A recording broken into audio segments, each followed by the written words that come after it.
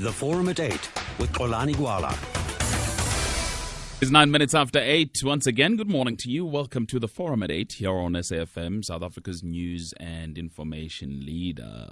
Well, let me just kick off the show by looking at this email here from Peter Lawton in Onrus, who says, you heard Mary Robinson. Has the politically favored group in this country any interest in what they think, in what Mary Robinson thinks? Does John Citizen believe or care? The people of South Africa are sleeping their lives away, allowing or aiding the collapsing of formal education and of accountable governance. South Africa's voters, citizens, ratepayers, taxpayers, employers, parents, school governing bodies, community elders, employees, unemployed, watch your future prospects. You should be the captain of your own ship and must act positively, because the ship of state is in the hands of those who would plunder all, having no interest in your future, just your carelessness. Vote. That was in reaction, of course, to our announcement a little earlier on that we will be chatting to Dr. Mamphela Ramphele today, who says now that this country needs civic education in order to enable South Africans to assume their responsibility and assert their rights here on the program. Right then, well, let me welcome our guest then. Dr. Mamphela Ramphele joins us from the Cape Town studios. Of course, you remember that she is the founder of the Citizens Movement for Social Change in South Africa. Very good morning to you, ma'am. I thank you for your time this morning. Good morning. Thanks indeed for coming through. Well, I saw an interview on TV last night that you had with Vuyamvogo after the lecture by Mary Robinson. It was quite an interesting one. Firstly, let me get your thoughts on the lecture itself. I believe that the lecture and the topics that Mary touched on could not have come at a more opportune moment to remind us that our friends who were with us during the struggle continue to watch our progress as we consolidate the democracy. And her words of wisdom are really an alert to us as South Africans to raise the bar again, to ensure that the ideals of our constitutional democracy, the view that we had then, the vision we had of a South Africa united in its diversity, prosperous, and giving opportunities to every person to develop their talents, must become the South Africa of today. Afterwards, then you spoke about the issues of demobilization of society. Just tell me a little bit about what it is that you thinking about when you're talking about the mobilization of society so that people assert their rights. Let's go back to 1994. Yeah. We got to 1994 because of citizen activism against apartheid. Even during the negotiations, South African citizens remained on the alert to make sure that there was no stalling. Once we voted in the new government, we changed gears from being active citizens to becoming subjects of the post-apartheid government. And this was fueled by a very well-intentioned focus by the ANC government under President Mandela to deliver services to people. We will build you houses. We will give you free education. We will do... So in a sense, the activist citizen who secured freedom took the back seat, was told to wait. And it is this changing of gears from activism to passive waiting for government to do things for us that changed the dynamic between the leaders and the people. And I think this happened because we all did not understand what it means to be a citizen of a constitutional democracy. We didn't understand that we needed very active citizen education for everybody, including the leaders, about how do we conduct ourselves, because South Africa has never had a democracy. So even white people who used to vote did exactly what we did post-94. You vote in leaders, you don't make them accountable, you don't watch their performance, and then you get back to voting for them again at the next election. We need to have civic education. And the interesting thing is, established European countries have active civic education from early childhood development entities. So children in the creches, in the grade R's, let alone in primary school, high school, and so on, all get to understand what it means to be a citizen. You don't litter, you don't break things, you don't do graffiti on the walls of your entitlement, your commonwealth. And that's what we need in this country.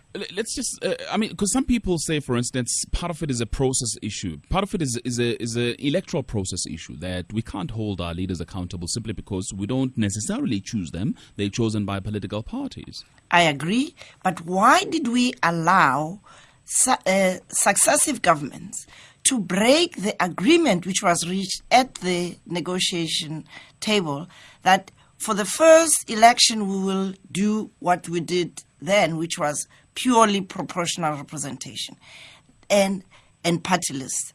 We were supposed to then change that electoral clause to a more appropriate mixed constituency and proportional representation so that the voice of the citizen could be heard. I haven't heard people marching to make sure that that promise was fulfilled. So part of the education for citizens to assert their right has to include getting them to be aware of the steps they should make sure that those steps are taken to enable us to have that voice of citizens in the right way, given the right weight. So in my view, between now and 2014, we as citizens of South Africa ought to be mobilizing every citizen to say, make your vote count. So you only give votes to those parties or those representatives who are putting themselves out there, who are committed, and they have to commit in writing that they will change that electoral clause to a more appropriate electoral system. But also in South Africa, the other complication, as far as analysts are concerned, is because the election is very emotional. It's about the past. It's about saying, well, we know what has happened in this country in the past, and we cannot risk voting for people who may bring back what we've experienced in the past before. Well, that is the politics as the art of the possible. It's very easy to have people retain or keep themselves in power by using fear. Now, if you look at the constitutional democratic order we have, there is no way anybody can bring back the past. So it's the same thing in the past. It was soit gevaar, now is wet gevaar.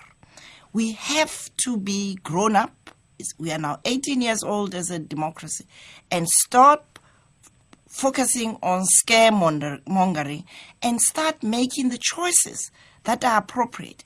We need to look at whose ideas are really the ideas that can get us out of the many, many challenges that we face. But the beauty of the challenges we face is that within them are the solutions, the opportunities. Whether you're looking at unemployment, you can address the unemployment by addressing the energy source, which is embedded in our youth, amongst whom unemployment is 72%. Now, if you just turn that around and look at those young people as a generative force, talented, full of energy, and you say, how do we unskill them and expose them to the workplace so that they can be the engine of development of our economy and thereby create a higher growth rate that will deliver more jobs, more opportunities, and a more vibrant economy. Whether you're looking at housing, where we have failed dismally, because, again, the idea of delivering a house. In my culture, you are not a man or a woman if you are not able to provide your own housing for your own housing needs. Now, this doesn't mean that Mamphela must build her own house personally, but there are many people in rural areas who build fabulous traditional houses. Why couldn't we develop a system which allows them to bring those talents, those assets to the table with government subsidies, and we could get the big construction companies train young people to work alongside people with this traditional knowledge to really transform our asset base as a nation by enabling people to have this platform, which in every society, a house is the primary source of capital formation. But there was an opinion piece that you wrote for the Mail and Guardian a couple of months ago also, where perhaps in also understanding the kind of citizenry that we have in this country, you said the view of the citizen movement is that only a people numbed by woundedness would tolerate what we see in our country today. South Africans, black and white, are deeply wounded by the legacy of racism, sexism, and engineered inequality over the past 3 centuries. The question is, how do we get ourselves out of that situation of numbness, of woundedness? You can only get out of that situation through open, very tough, but safe conversations. We have seen it in the Eastern Cape, where I'm working with colleagues in a program which we call Letsema Circle. We are using African technology in terms of how do you conduct conversations in the home, for example, where there is a family dispute, in the community where there is a big challenge, whether it's a lion that's lurking in the forest and destroying the livelihoods of people. You sit in a circle. In a circle, you are connected. In a circle, there is an even playing field. And you look one another eyeball to eyeball, and you say, what is the problem? Put the problem on the table. Now, the woundedness we have in South Africa is that in 1994, we celebrated the triumph of freedom. What we didn't do was to ask the question, given that we have had 300 years of deliberate social engineered divisions between South Africans, humiliation of the majority population, and a false sense of superiority by the minority population, how are we going to transcend this? Now, President Mandela used his force of personality to try and get us to come together, to link across the chasm that was created by this legacy. The reality is you can't use magic to link people who have been separated by a socially engineered process. You need another social process. And this time, I'm suggesting South Africa must tap into its African heritage, have these conversations. We've just completed a process with the Club of Madrid, which is a club of retired presidents across the globe, supported by the European Union, which supported the Institute for Justice and Reconciliation, IDASA, and the Citizen Movement and others, to have conversations such as I'm talking about at the provincial levels, and then last week we had it at the national level. It was amazing how people were saying, as a starting point, this is the process we need to find ways anew as South Africans to work together.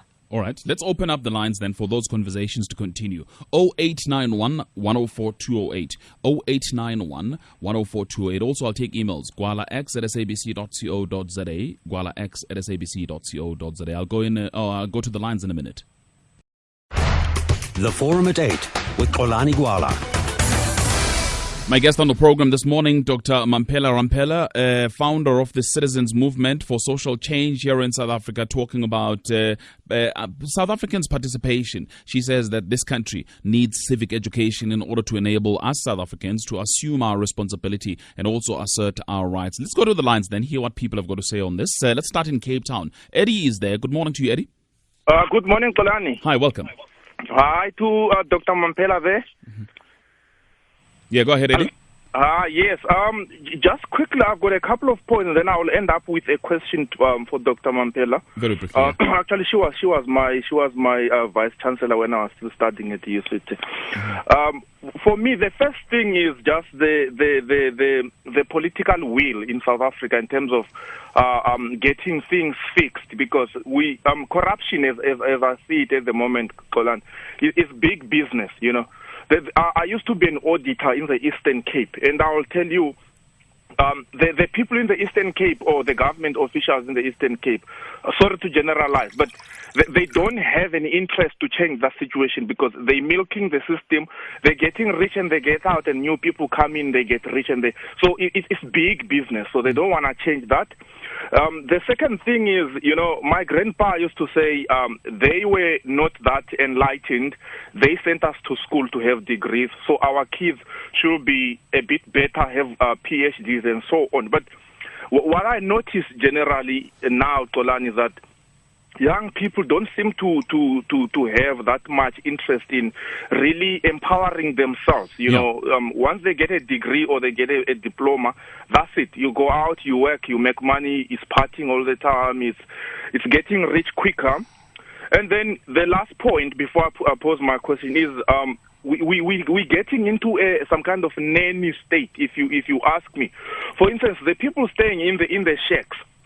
If government had gave them an option to say, listen, don't just wait in the queue for your house, show us how much you can afford, then we can meet halfway. We will give you a piece of land and you build your own home. Yeah. I can tell you, Tolan, we will be very, very, very far by now. Quickly, a question. My final question to Dr. Mamphela is, what will it take for us to turn this around? Because I don't see a way out at the moment. We're just sliding to the bottom, as it is. Yeah. Okay, Eddie in Cape Town, you'll get a response in a minute. But let me quickly hear from Vanessa in Durban before I get a response. Vanessa, good morning. Good morning, Granny. Hi. I just wanted to say I really think it's time we just stop talking and having talks about talking. We're both trying to implement Western ideas in government and politics in this country. We need to start going back to the ideas of Ubuntu. And there are people who have and there are people who have not in our country. And if the government stops trying to overtax those who have and giving them a negative mindset about being a giver, we might get somewhere. We need to have creative ideas about how people give. For example, there are very real things we could do. In every municipality in a wealthy area, people are paying high amounts of rates.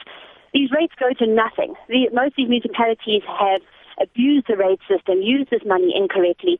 I would much rather every year or every 5 years be given the option to take my entire rate bill for that year, give it to Tokyo Sakwali as the Minister of Housing and Human Settlement, and allow him to build a house for somebody, anybody. I would rather have my children not pay school fees at a Model C school because I get involved in the townships and I build libraries. And every month my name's on the roster in the township because I was there, I helped paint it, I helped build it, I was present. And because of that, my child's able to go to school for free. Okay. There's so many people who are battling, and there are creative ways that everybody can contribute, but we just keep talking about talking. All right, that's Vanessa in Durban. 2 calls here, if you may respond for me, Dr. Ramphele. The first issue about what will turn around this making business out of corruption. Again, it goes back to my point. The corruption is allowed to the extent that we have created a culture of impunity. I've just been reading today's Business Day about how cases as far back as 2004 and 6 and 7 and today, up to today, they are investigated by the Special Investigating Unit. They never get to court. There isn't a single case of the government taking its employees to court and making sure that the PFMA, the Public Finance Management Act, is enforced. So that's the first problem. And that happens because we as citizens tolerate it. If you are a shareholder of a company and management continues to steal money and or be incompetent, and you don't go to the annual general meeting to vote them out, you are responsible as well. So it is a case where we as citizens must be intolerant of the tolerance that the government seems to show to corruption in the system.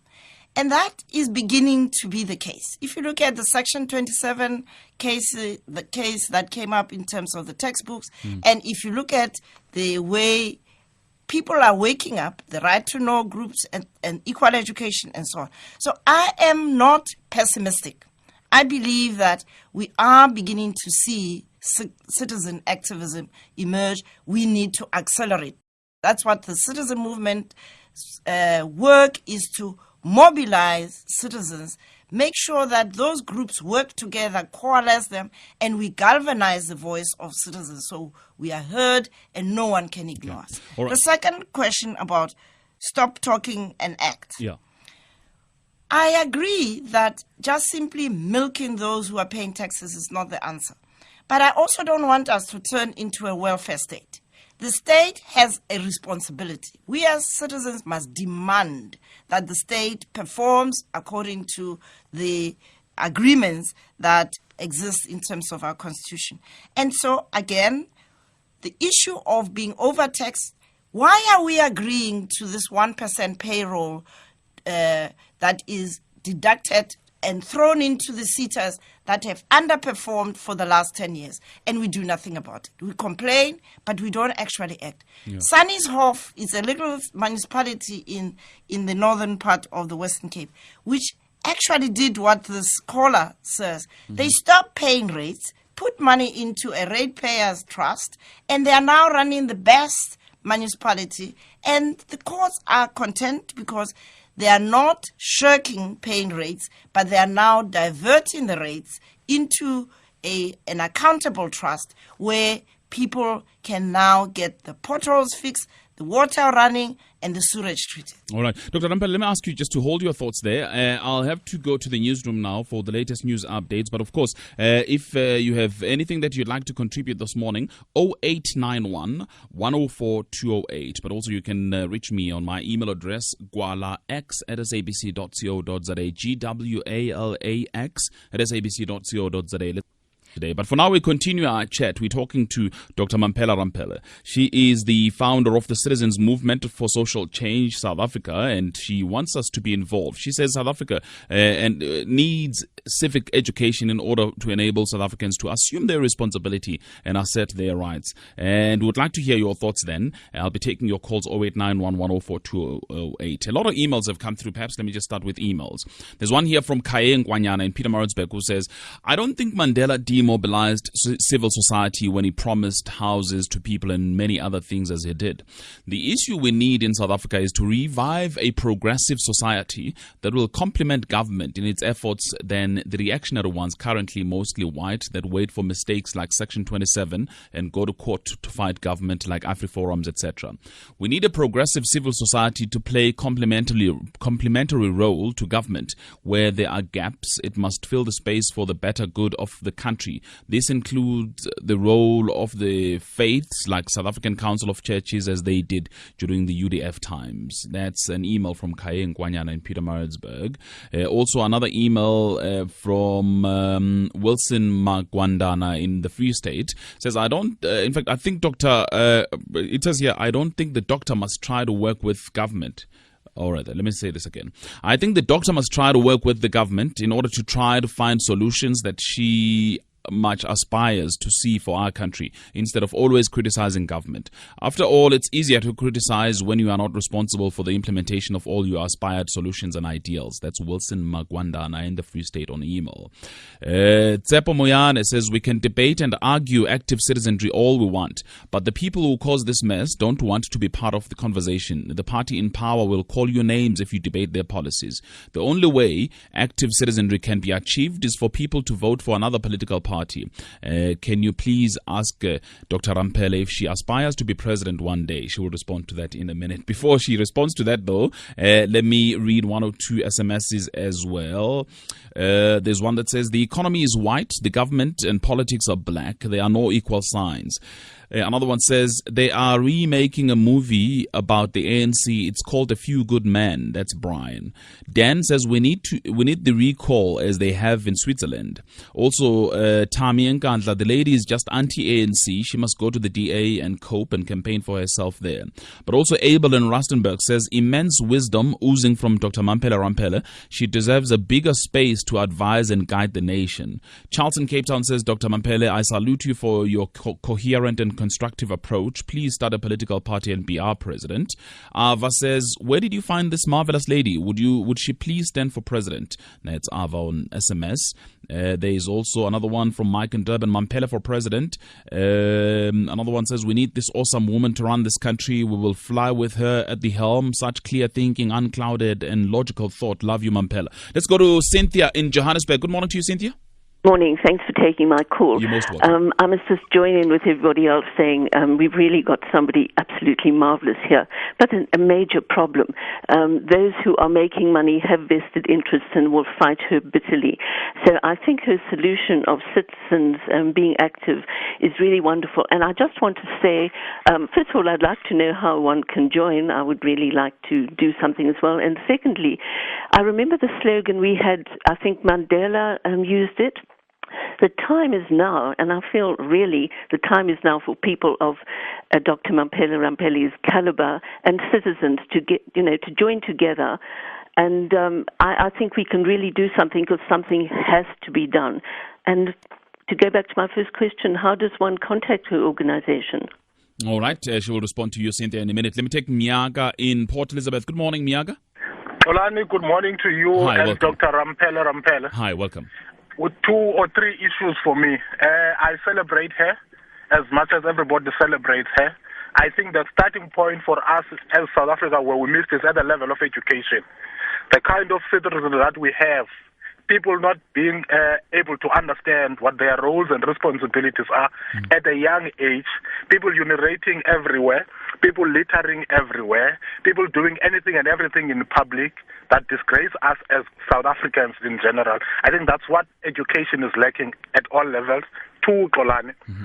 I am not sure whether the support or the uptake of Dr. Ramphele by everybody else or the white folks in South Africa has to do with the fact that she has been processed in terms of education.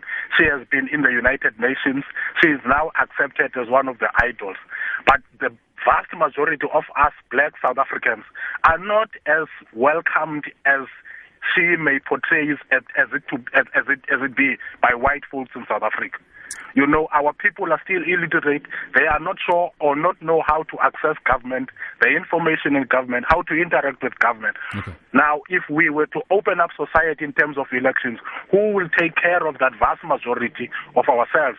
And those people who kind of like enlightened will fly away and leave the rest behind. So the changing of election system, I am not there yet. Okay. Mandela did not demobilize South African society. He even said the struggle begins when he was sworn in as the state president of the country. Okay, so that's that Miaga. part, again, I don't agree with. Thank you. Thank you very much, Miaga in Port Elizabeth. Let me ask you to respond here, Dr. Ramphele. First of all, let's talk to the reality. I agree that politics is dominated largely by people who look like me, black people, and that the economy remains dominated by white people. That's part of the unfinished business, in my view, of the transition. That we did not, at the time of the negotiation, understand that we cannot paper over the cracks of 300 years of social engineering that deliberately impoverished the majority of people who are black and advantage the minority who are white. That conversation should have been part of the TRC process, but we focus only on gross violations of human rights. Now, and one understands why we did it that way, because we didn't want to put the settlement at risk. But post the TRC, we should have, and now is the opportunity, to go back to this issue of how do we deal with this growing divide, socioeconomic divide. A few of us as black people have joined the advantaged people, but the majority of black people in this country, and now an increasingly number of some white people, are really living in grinding poverty. So I agree. We need to have a national conversation around how do we stop the slide and this growing and angry divide. And some of the things I was talking about young people earlier on are the interventions we need to take. First of all, we need to be highly intolerant of an education system that is robbing young people of their future. There is no excuse for young people to leave schools without being able to read, write, or add. And this is something we as citizens post-1994 must take responsibility for. We can't point fingers only at the government. Where was the private sector? Where were you and I as citizens when this was happening? Second, the issue of my not working with government. Why don't I work with government is what one of the callers are saying. I think if you look at my track record, I'm one of the people who work hardest with government. I do a lot of national service. I'm the chair of the Technology and Innovation Agency, which wasn't there. It was a concept which I had to work with the government, and I was fortunate that Minister Naledi Pandor, my sister, we worked very well together to make this idea into a viable agency. It is now on a path to really start delivering the promotion of innovation and technological advance, working with the Department of Department of Science and Technology, as well as other state agencies. So no one can accuse me of not working with the government. But the reality is I am a citizen and I am entitled to have a voice. When things go wrong, I can't be quiet. It is not, I would be irresponsible to do that. And the idea that I simply am against the ANC, I think, is the sad reality about a political discourse that doesn't look at the ideas but calls people, calls names. Now, the question of whether or not I stand for president, whether or not I start a political party, those are not really the solutions to the problem. The solutions to the problem are that we as citizens must mobilize ourselves and demand that the rights of children be protected. This is Women's Month. We've got the most horrific epidemic of violence against women and children. That is not a secret. That is not a Mamphela being anti-government. It's a reality. We need to face that as women, support those women and children who are being attacked, but also as men and women of this country. We have a fantastic human rights constitution. Why don't we live the ideals of that constitution? And we can't live them unless we speak up when things go wrong and support what goes right. Okay. And I am one person who cannot be found wanting on both scores. Right. I'm going to go back to this discussion about whether former President Mandela and his government demobilized society, because I see some of the SMSs and emails are really around that and people saying, no, they actually disagree. But let me take some calls here, 1 or 2, before I do so. Let me go to Mvusi Wekaya, Ebisho. Good morning to you, Mvusi. Good morning. Hi, welcome, Bob. Look, two things I want to do quickly. One is to reject the caller from Cape Town who said he was the former auditor in the Eastern Cape, that Eastern Cape officials are corrupt and are using the problems in the Eastern Cape to enrich themselves. I'm the one of the officials of this provincial government. I am not corrupt, and I know many that are not corrupt. Secondly, you see, I agree with Dr. Mamphele that we need to encourage South Africans to take part in governance. But when we do that, we should not be economical with truth, Kolani, to say if cases go to the SIU, they don't go to court. The reality of the matter is that when cases are investigated, you bring in SIU for different actions in those cases, and you deal with them. You fire people. You discipline them. They pay some of the money back. It's happening in the Eastern Cape. People are paying money back. Some are fired. Some are in jail for wrongdoing. So we must not say things are not happening and paint government as if government is partnering people that are corrupting the state. It is wrong to have corruption and fraud in any state. But when we encourage people to be part of it, we should be honest, and we should really be focusing on civic education to say people must start participating in their ward committees, in their community, so that they know what government is supposed to do and they don't end up in the streets getting involved in claiming things that municipalities are not supposed to do. I think we should be honest and not use any other things. All right, that's Mvusi in Bisho. Let me just go back to Dr. Ramphele again before I go back to the calls, because he's raising issues of platforms, for instance, where people can participate. Are you satisfied with the ward committees and other platforms that are there, that they are adequate and accurate for people to participate in? Well, if you judge by people's responses who live at the coalface, they feel very frustrated. Ordinary citizens who try and participate in those committees find themselves, and this also came out in the dialogues that we had in the Eastern Cape, in Limpopo and Free State and so on, that their voices don't count. When they go to those ward committees, the councillors, some of them are very good, but they're the majority who actually, A, don't show up, and B, when they do show up, they never follow up on what they promise to do. And this came out in the Auditor General's reports. And even this issue about whether or not there is adequate following up and the ensuring that people who are wrongdoers are actually held to account. It's the Auditor General who said that. It's not Mamphela Ramphele who's economical with the truth. The reality is, yes, there may be some people who go to jail, but the overwhelming evidence is that people get away literally with murder in corruption terms. And this is hurting the poorest people in this country. Corruption is a tax on poor people, to the extent they don't get textbooks, they don't get good schools, they don't get toilets in the schools, and this is a problem. Now, the issue of demobilization, which people have raised, please understand me correctly. I am a great admirer and someone who's very close to President Mandela. So I'm not attacking him. I'm simply making a statement that to the extent that in that first election, the refrain was, we will do this, we'll do that, we'll do that.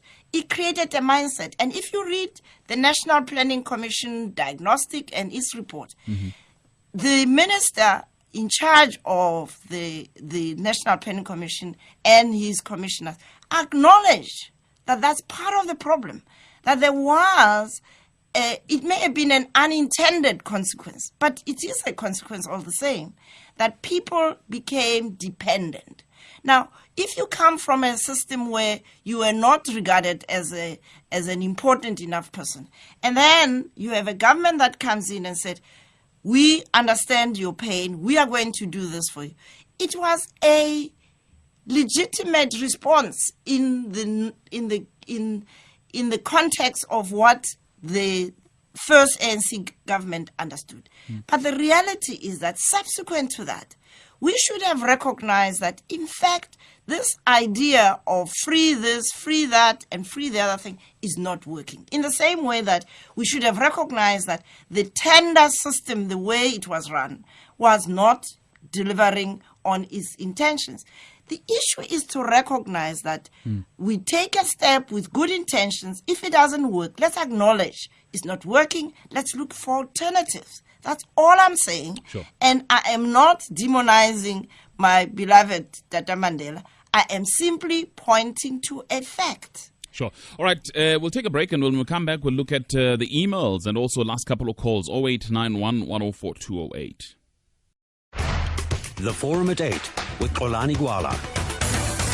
Right, some emails then. There's one from Ahmed Motia, who's the director of the Movement for Universal Justice. He says citizen passiveness is raised as a problem, but unfortunately, when citizens protest, all of them non-violently initially, the government responds with police violence, shooting at protesting citizens. A couple of days ago, our vice president stated that the non-delivery of textbooks was because of citizens' passiveness. This is so sad. When citizens become active, they are neither met with police bullets or arrested. They are either met with police bullets or arrested. These are the reasons why citizens are prevented from becoming active. This issue needs to be addressed. And I'm going to ask the doctor to really respond to this particular one here. But there's also an email from is it Buni? Buni Matlanyane Sekhwale, who says, very interesting. Would Dr. Ramphele please explain European civic education from grade R? She mentions graffiti on walls and destruction of property, etc. I lived there for 2 decades. The youth trashed bus stops, etc.